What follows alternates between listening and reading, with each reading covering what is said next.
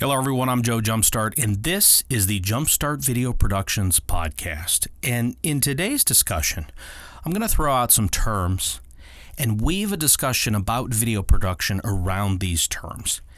And I love video production at every level.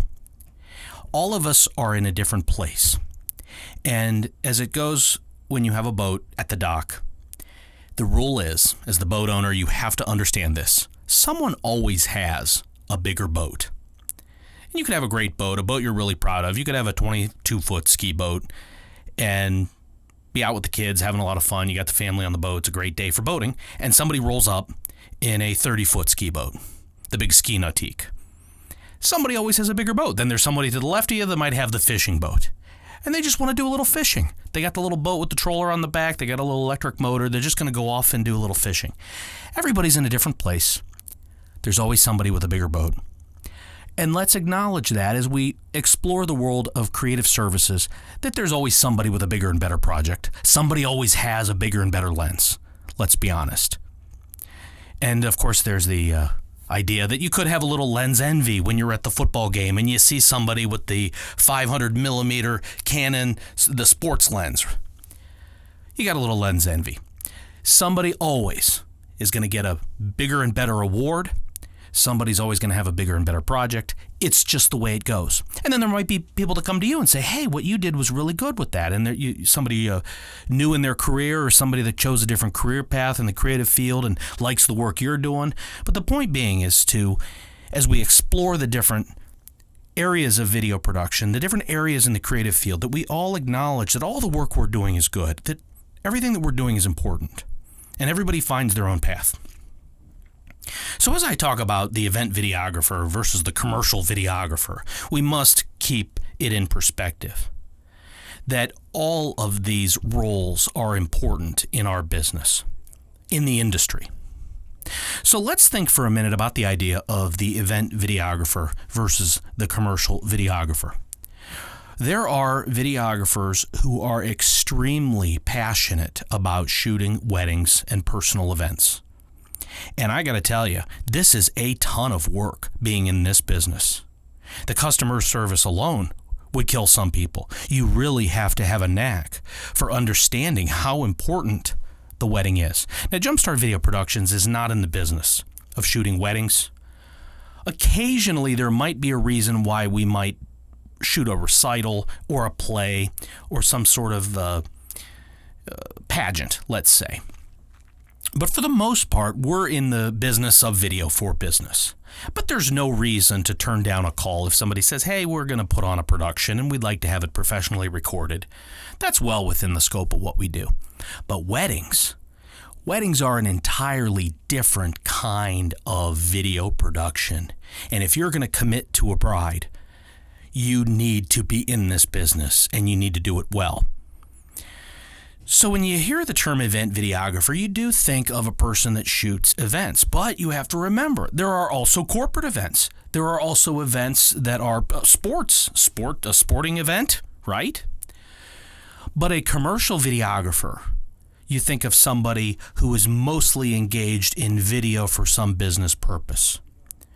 Usually the client is a company or a marketer or an advertiser or somebody who needs the video for a selling or marketing purpose. So again, both extremely important roles in the world of video production. So if you have an event videographer, you have a commercial videographer, what are their skill sets? If you need to hire somebody for a certain project and you look at somebody that's got a lot of event videography experience, they could probably do the commercial job just fine. And if you look at somebody who's been shooting company events or shooting videos about machines or shooting training videos or doing corporate video or TV commercials and such, you look at them and go, that's a commercial videographer. That person could probably do a very nice job in a wedding. But what you have with the wedding videographer is somebody who does 30 or 40 or, God forbid, 50 of them a year. That's a lot of weddings. I remember as a young person shooting weddings and how much work it was and the pressure and what is required. And that was back in the days of Super VHS and High 8 and Betacam SP and all of that kind of stuff before you had GoPros and DSLRs and all this. This was 25, 30 years ago. But the point I'm trying to make is the expertise that goes along with the niche of that particular area is very important. So if you have a videographer like the folks that work at Jumpstart Video Productions that are doing video for business every day, many of them will freelance and shoot a wedding on a Saturday. They'll do 10 or 15 a year as a second shooter, helping out those companies and those professionals that focus on weddings. And again, many of the folks that focus on weddings every Saturday can come in and shoot video in the industrial or corporate or broadcast video world during the day, during the week, and do a fine job. But really, truly, if you look at the portfolio and the body of work from individuals, you do notice that people go down different paths and they focus on one niche, and that's a good thing. So understanding that Jumpstart Video Productions is all about video for business, and the good majority of the things on our portfolio are going to be video for business, commercial video production. Let's talk for a second about Eng Style Cameras and the idea of the traditional video production person versus the DSLR filmmaker. And I just used a lot of initials there. So for those in the audience who might be in the creative field, but not know these initials, these acronyms, let's talk about ENG first. ENG is electronic news gathering. And the photojournalists, or as the TV station producers would call it, the photog. And these ENG-style news photographers are videographers. And I don't know when the term videographer first came into use.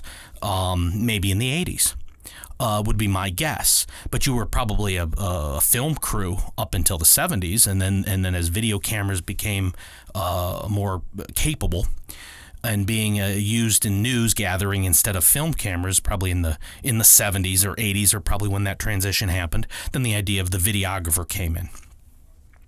But ENG style videographers, or the person that has the background in news, this person back in the day, in the 80s and 90s, would have generally been a larger person because of the weight of the cameras. Most of those news guys, it was a male-dominated field because they were carrying 40 pounds of camera gear around with them. So the big ENG-style news cameras were also frequently used in corporate video production, or what you would call industrial video production. So a lot of the corporate video departments or video production companies that might have shot training films on 16 or 35 millimeter film in the 70s all switched to, or many of them started using these ENG-style cameras, very large television production cameras. And that crowd generally now is retired. And please correct me if I'm wrong.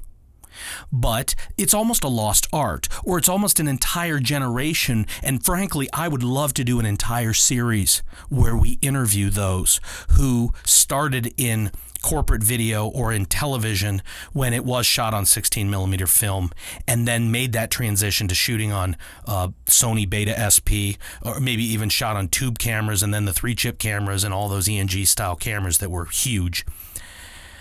But let's compare that crowd for a second to the DSLR filmmaker and the generation of videographers or creatives with a camera that are perhaps even younger than me. I'm probably in the middle. So when I think of the DSLR filmmaker and try to compare that idea to the idea of the ENG style traditional video producer, or videographer rather, I think of a DSLR filmmaker as somebody who started in photography perhaps, or started down the video production path with an interest in cinema, or an interest in that cinematic look. And I would be willing to guess, or throw the idea out, that era started with Canon, and it may have started with the Canon XL1 or the Canon XL2, and this was a DV camera that probably came out in the late 90s or early 2000s, and you could use Canon's photography lenses on a video camera at a price point of about $5,000 or $6,000 for the camera. So some of the stuff shot, it was in standard definition, and then of course the XL2 could shoot in 16:9, but still was standard definition. So 640 by 480, and then maybe 720 by 40 or something like that.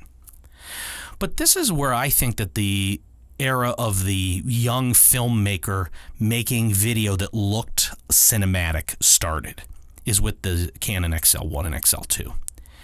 And of course then there was the Panasonic, I can't even remember the name of it, the HVX 200, and then you could get a lettuce adapter and put some cinema lenses on this, even though the Panasonic HVX 200 had a fixed lens on it, but you could get an adapter. You could get a lettuce adapter and put a cinema lens on it.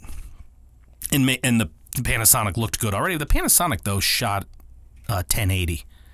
It was high definition, and it was to these P2 cards that were very expensive. And that was we were involved in that. We were involved in we had a camera of that I don't know, that camera's probably still a good camera now, come to think of it. But that camera probably came out in 05, 06, 07.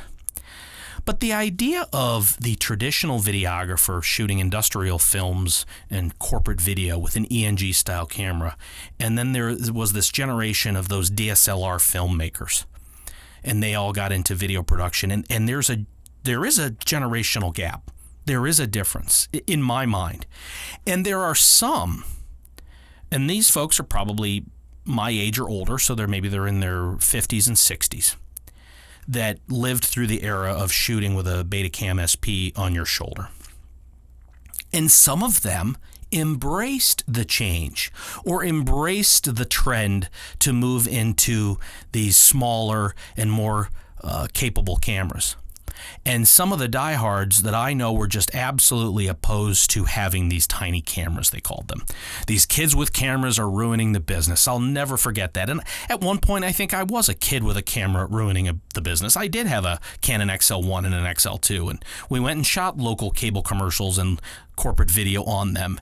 And we were side by side with videographers shooting ENG style with a full-size Beta SP package. And that was a fun era, and it's fun to reminisce about it. But the video had a look different than these DSLR or other cameras that were capable of shooting with photography lenses on them. It was a fun transition. And again, some from the generation of news photographers and corporate video shooters using the ENG style cameras embraced it, and some didn't. And frankly, it is fun to pull out the old cameras. I still have a whole bunch of them, and show some of our newer employees, some of the young filmmakers coming into the business, these cameras, these giant cameras. And frankly, some of them could still put out a good image. You could still produce a video on Sony XD-Cam HD with a PDW 700. It would look gorgeous. This was nice looking stuff. It still holds today. Those cameras are probably still relevant. And I am a little out of touch with what happens in the world of news gathering.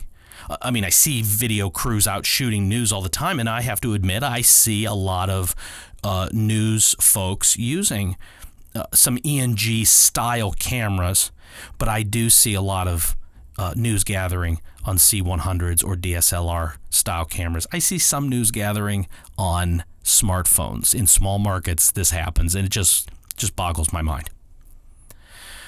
The term run and gun probably was invented by the news photographer using an ENG style video camera. And the term run and gun is also used in corporate or industrial video production, where you're moving from one scene to the next quickly. Because the idea is, in video production, in a tight budget program, maybe a training film, maybe a company overview video, and you want to do it ENG style, or you want to do it run and gun style, let's call it, you might have your script and you simply move from room to room or scene to scene, or if you're doing an industrial video in a factory and you need to show the manufacturing process, you go from the beginning of the line to show where the material starts, and then you move through the entire line and you move your lights and your cameras and you roll everything down the line. That might be run and gun video production. And again, this conversation is to explore some of these terms. Just explore ideas or some of the terminology or some of these phrases in video production. And if you're a creative, or if you're working at an agency, or you're a media buyer, you're working in video production, these terms are fun. It's a fun discussion to have about what's relevant now, what was the trend then, and then it helps to explore where might things go. But I always like the term run and gun. DSLR filmmakers tend to be a little younger. They tend to be more interested in the artistic style or cinematic style of the video. They're probably more likely to shoot a little extra, one for the meal, one for the reel. The DSLR filmmaker is more likely to take a little longer to set up the shot, to make it artistic. And there's a little bit of a conflict that happens.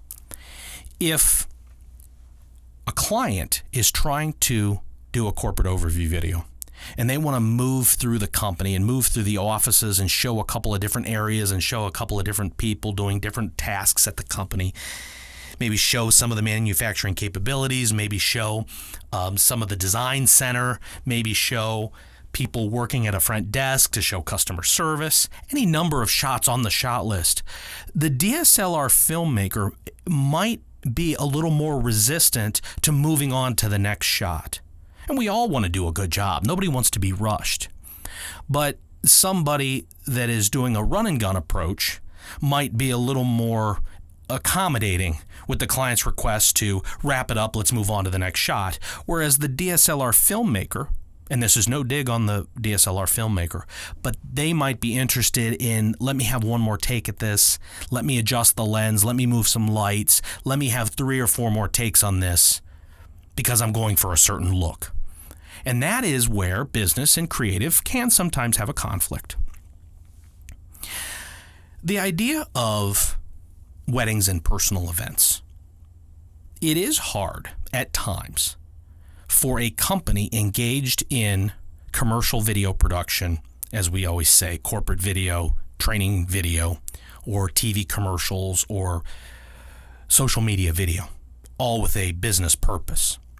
It is hard at times for a company set up to do that kind of work regularly, Monday through Friday, 9 to 5, to staff a request to shoot a personal event or a wedding, or something outside of the scope of video for business. There's also a liability issue. What if you have a really great business client? And this client comes to you for all kinds of things for their business. And then this client says, our daughter is getting married, and we really want you to do the video. And you say, well, I don't do wedding videos. Jumpstart Video Productions is a production company that does video for business. So you can recommend somebody. We all know a bunch of really talented and wonderful wedding videographers. But the potential for the liability for disaster is higher if you're a company that doesn't do weddings. And then you decide to accept one because it's a really good corporate client. And then you botch it out of lack of experience. You are much better off to refer it to your friends that shoot weddings every week. And the liability is the big one. If you don't do this every week, you're not going to be as good at it. The expectations might be high because you do such a great job on commercial video work. You're better off to send it to somebody that does weddings every weekend. I am very intrigued by the world of staging. The world of staging, pipe and drape, audio visual, microphones and podiums and screens. This world is pretty intense in terms of capital investment and staffing, setup and tear down, and the physical labor requirements. And there are a couple companies in every market. Every large market has one or two or, a handful of vendors that are really good at working major corporate events, working at the conference centers. There are a number of conference centers that have their own in-house audiovisual resources, screens on the wall, projectors mounted to the ceiling, everything ready to go to walk in to use the presentation room or the conference center. But there are companies completely dedicated to putting on major conventions and major sales meetings, and I have worked with a number of them, and they are extremely impressive. Some of them are at the level where they have trucks, like a sports broadcasting company. There are companies that just do sports broadcasting, and they roll into the stadium with the truck. Typically, they're working for Fox Sports or CBS or NBC or what have you, and these companies bring in these big trucks, and you might have at a Monday Night Football, you might have a truck just for video playback and another truck just for the directing and switching between all the cameras. And another truck might be just the satellite uplink truck. And some of that kind of technology or this kind of setup with a truck, there are businesses who bring that kind of setup to a corporate event. There are video production companies who own trucks and don't do sports. They roll it in for major conferences at very large venues. And that world is incredible. So again, that world even has a range of the kinds of companies that participated in it. There could be companies that just do pipe, just do. It's a lot of work to do the projectors and screens and microphones and podiums and all that kind of stuff. And again, there's vendors at every level. Another term that I find very interesting and almost alarming in a way, I don't know if I like this term, but a friend of mine worked at ABC in New York, and he was telling me, this is 15, 20 years ago, that there was a new trend starting. And maybe 15 or 20 years ago isn't the right, maybe this was 10 years ago, let's say.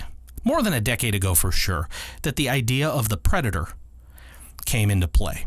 And that was that the news business expected that the producer would be the editor. And of course, with the dawn of the nonlinear editing system, so let's think about, even in the era of the Media 100 or the Avid coming into play, and then of course Premiere, and then of course Final Cut Pro and all of that kind of stuff, that the news outlets or the media production centers or journalists figured out that you could be the producer, but you could also cut your own story. And this became the trend, and so the assignment went to not a producer and then also an editor, but the producer was then expected to be able to edit his or her own story. The journalist was expected to edit his or her, I can't say edit today. That's a word I should really be able to say. But the journalist needs to edit their own story. And the term predator came into play. And then that rolled into, of course, corporate and broadcast video production. As you think about the number of people shooting video who are also the script writer, who is also the editor, and that person in the news business might have been referred to as a predator. The world of drones. The world of drones changed everything for just a quick second. It was going to be a huge thing. And then, like a lot of things, everybody got one. Back in the day when it first came out, of course, everybody needed to be certified. There was never a clear answer as to what the proper certification was. Well, there might have been, but then it changed, and the FAA changed it again. And people who initially thought, well, you have to be certified, I'm going to take the test. The challenge is those folks did all the proper homework and testing and certification. And then somehow things changed to where it was clear that enforcement wasn't going to be there. And the rule somehow became, please correct me if I'm wrong, the rule somehow became as long as you're not flying near an airport, nobody's going to give you a hard time.